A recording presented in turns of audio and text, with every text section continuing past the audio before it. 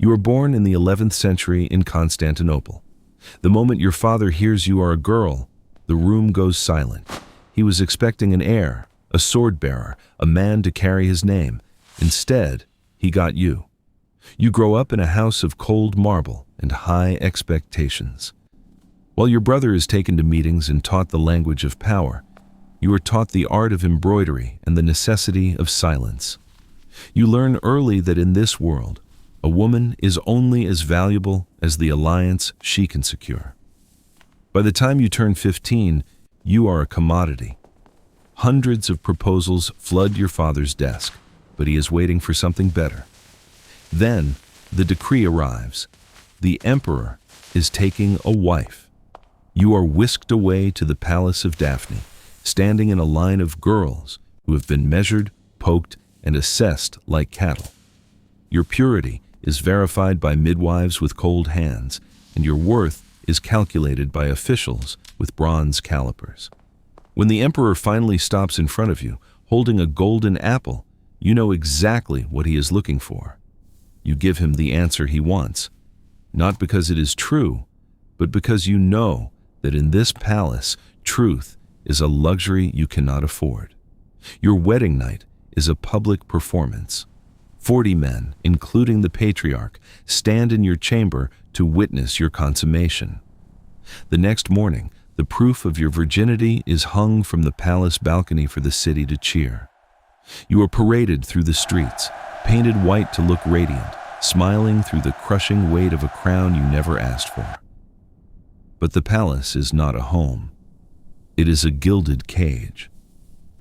You are sequestered in the women's quarters, the Gymnasium, while your husband runs the empire in rooms you're not allowed to enter. Your only friends are eunuchs, and your only job is to produce a son. When you finally deliver a boy, you check him for flaws, just as the physicians checked you. He is perfect. He is also the most dangerous thing you have ever held. The empire is a snake pit. Your husband is at war, and his brother is building a faction to steal the throne.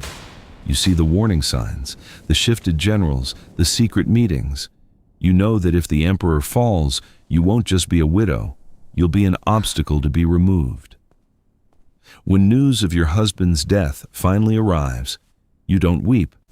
You have 4 minutes before the world realizes the throne is empty.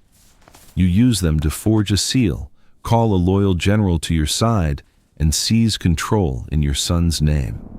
For years, you are the empire. You manage campaigns, reform taxes, and balance the greed of the aristocracy. But as your son grows, the balance shifts. He watches you with a cold, sharpening curiosity. He hears whispers that you conspired with your general to let his father die. He sees you not as a mother, but as a rival who refuses to relinquish power. The end comes without a struggle. Your son walks into your chambers unannounced, his eyes devoid of the warmth you once thought you saw there.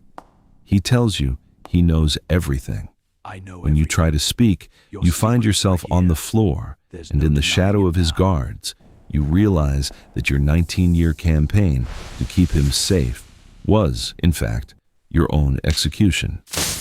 As he gouges out your eyes, the pain is eclipsed by a single, terrifying realization. He isn't acting out of rage. He is smiling. He is a man who has finally solved a problem.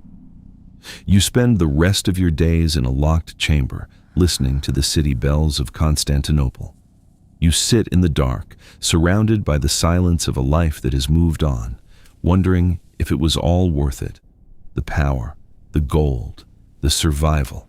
You realize too late that in the Game of Thrones, you weren't the player. You were the piece being moved until you were no longer needed. And that is the true cost of wearing the purple.